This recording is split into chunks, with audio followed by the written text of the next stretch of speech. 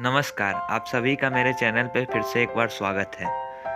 आज मैं आप लोगों को एक अनबॉक्सिंग वीडियो दिखाने वाला हूँ जिसमें मैंने अमेज़न से 20 फ्लावर पॉट्स ऑर्डर किए थे, वो आज आ चुके हैं। तो मैंने सोचा आप लोगों को दिखला दिया जाए।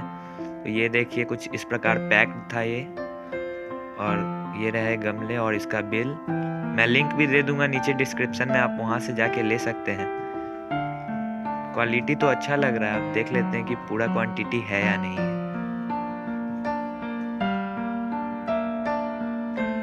1 2 3 4 5 6 7 8 9 10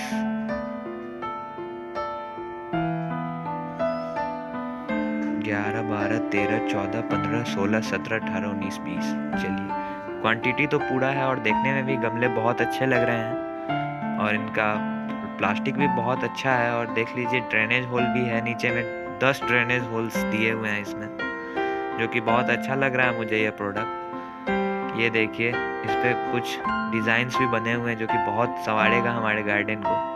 आशा करता हूँ आपको वीडियो अच्छा लगा हो। अच्छा लगा तो लाइक और सब्सक्राइब ज़रूर करें।